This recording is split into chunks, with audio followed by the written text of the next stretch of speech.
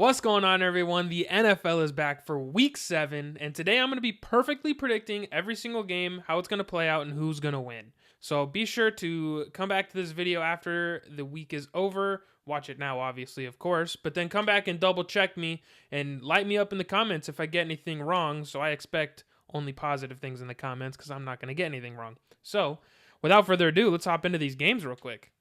Also, disclaimer, I am doing this video obviously before final injury reports come out, so if I'm talking about a player having a big game, and they end up not playing, that's why. Don't light me up. It's not my fault, okay? All right, first up on the board, Thursday Night Football, you got the Denver Broncos taking on the New Orleans Saints in New Orleans at the Caesars Superdome. The first things first, we're going to go through the injury report. You've got Pat Surtain as probably the biggest missing piece. He was just ruled out a little bit ago. I'm recording on Wednesday for those of you that haven't put 2 and 2 together yet. But Pat Surtain's been ruled out for the game. That's big. It's not as big as you would think, though, because on the flip side, the Saints are going to be without both Chris Olave and Rashid Shaheed. So they're going to be relying on 3rd, 4th, 5th string receivers to pick up the slack. And so that's going to help kind of negate the absence of Pat Surtain. As far as quarterback goes, Derek Carr at the moment is listed as doubtful, so I'm assuming we're going to get Spencer Rattler back in there. So we'll see how he can do. He didn't play horrible, but he played like a rookie last week. And I think that this game is going to boil down to just home field advantage, and as Saints are playing at home. And so I think that the Saints are going to take this one. It's probably not going to be an insanely well-looking game. Alvin Kamara is also questionable, so that offense for the Saints is pretty beat up at the moment. It's going to be a very big defensive effort from the Saints for them to get this win, but I do believe that they're going to get it done. I do think that. All right, moving on to Sunday morning. Back in London, the Jaguars are taking on the Patriots. Both starting running backs are questionable here. Ramondre Stevenson for the Patriots and Travis Etienne for the Jaguars. Thankfully for the Jaguars, though, you've got Tank Bigsby to help make up for it. He's been playing really, really well. The big question here, I think, is going to be Trevor Lawrence versus Drake May. Who's going to play less bad? And I am hoping that it's going to be Trevor Lawrence because I have a lot of high hopes for him, and Drake May's still a rookie. He played pretty decent last week, but we'll see. I don't even actually know if he's going to play. I don't know if he's like the starter from now on. I'm just going to assume so. I'm going to assume he's playing.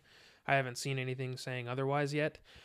But I think that one Jaguars win is heavily accredited to their defense against the Colts a couple weeks ago. So I'm gonna have to take the Patriots in this one. I think the Jaguars are gonna fall to 1-6. Next up, we're gonna go to the Seahawks Falcons out in Atlanta. Now the Seahawks, they've been pretty banged up this year. You're gonna have Artie Burns is on the IR this week, or for the next 4 weeks, and then Reek Woolen and Byron Murphy, your rookie D tackle, are both questionable. You don't have as many injuries on the other side of the ball for the Falcons. You got Justin Simmons, your safety, is pretty much the only one that's questionable. Otherwise, you don't have any big names that are kind of hurt going into this game. So I think the Falcons might actually take this one. Kirk Cousins and Bijan Robinson. We'll see if Kyle Pitts will get active again, but Drake London, I think that offense is really well equipped to win this game. The defense, the Seahawks defense, on the other hand, on the flip side, is also pretty banged up. So I don't think the Falcons are going to have a problem scoring points. And I think the Seahawks offense will be able to keep up. I just don't think they're going to be able to score as much as they need to keep up with the Falcons. I'm taking the Falcons probably by 10 or so. Next up is the Bills taking on the Titans at home. The big question here is James Cook for the Bills. If he's going to play, he's currently questionable. I don't think it's going to really impact the outcome of the game because I do believe that the Bills are just going to win anyways. And I don't think Amari Cooper is going to play this week. I know the Jets are going to try to get Devontae to play this week, but I don't think the Bills are going to rush Amari Cooper to play this week. If they do, this is even more of a no-brainer, but even without him, I think the Bills are going to absolutely stomp these Titans. The Bills are on an absolute rampage right now. They're playing really well. Aside from those couple drives in that Texans game, they've been playing really well this season. I expect them to. I have no reason why they wouldn't keep doing that this season as well, or this game. The Texans are going to travel to Lambeau Field to take on the Packers. Now, the Texans, they're down. Obviously, in my opinion, their number one receiver, Nico Collins, leads the league in receiving yards even after not playing for a week, which is pretty cool. It's not going to last long. I think Jamar Chase is second, and he's only behind like 40 yards or something like that. But these are two very talented offenses and two talented defenses as well. The Texans defense, I feel like they've struggled at times this season, and I think that has a chance to kind of nip him in the ass this week. But overall, I think that the Texans offense, especially with a healthy Joe Mixon, who's been absolutely killing it when he's available to play, I think that they are going to be able to just put a little bit more touchdowns on the board, finish in the red zone a little more than the Packers will.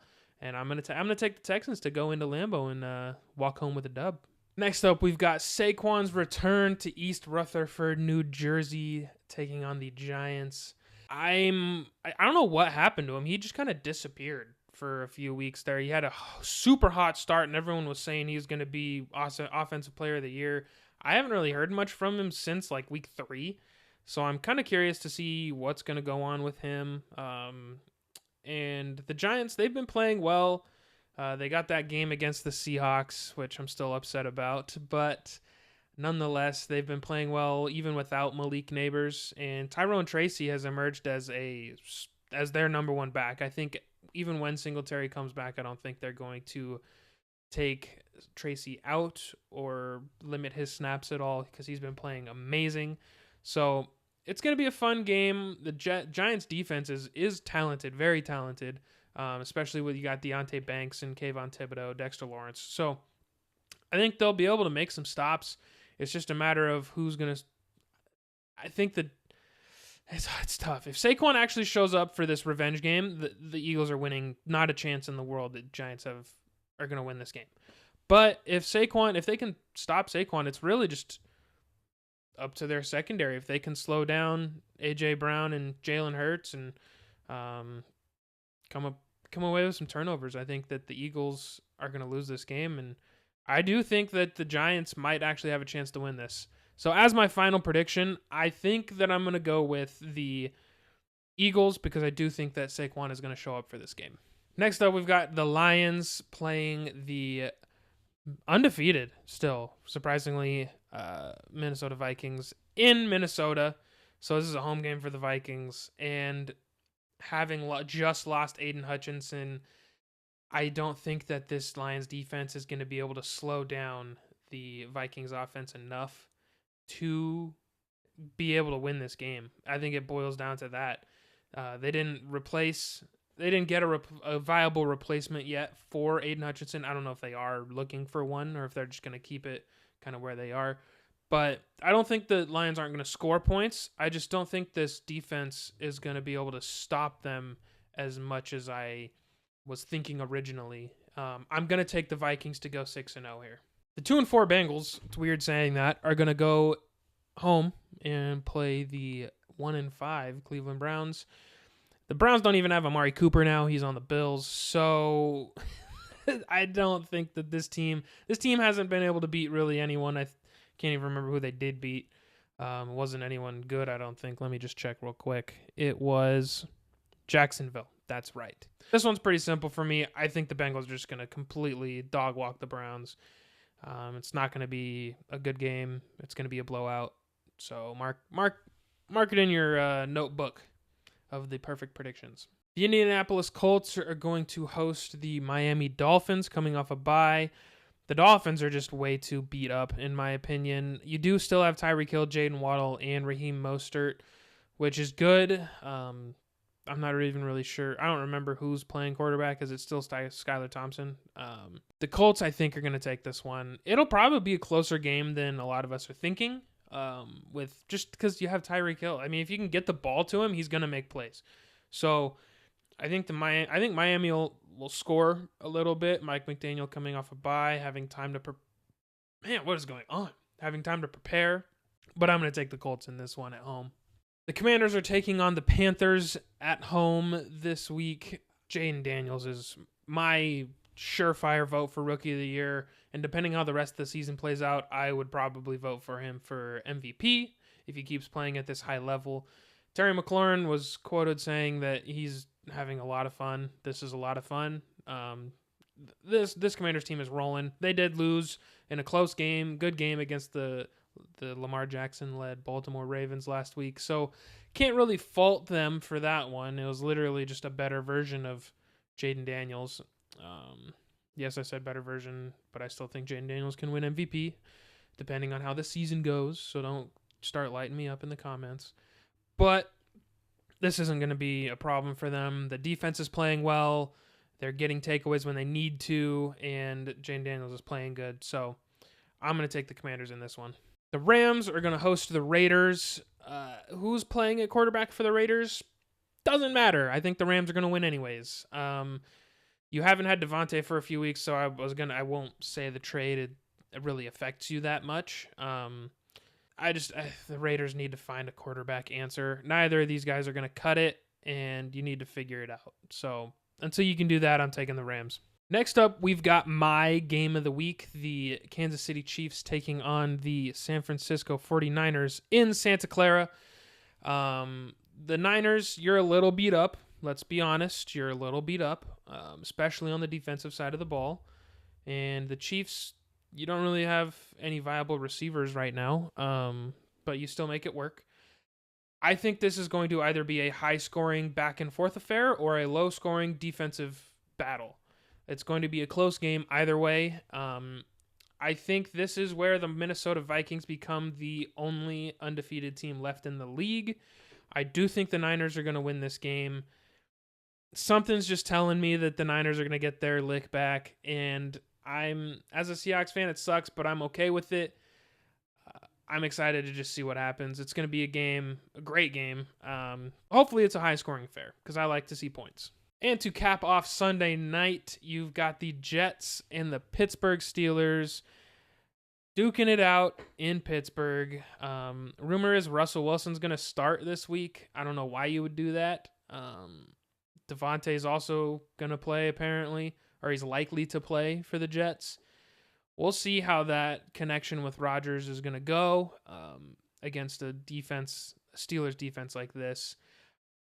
I'm going to take the Steelers in this one, honestly. That defense is killer, and I think that they're going to have their way with that Jets O-line. They're going to get to Aaron Rodgers. He's going to be hobbled for all most of this game. They're going to hit him hard and hit him often.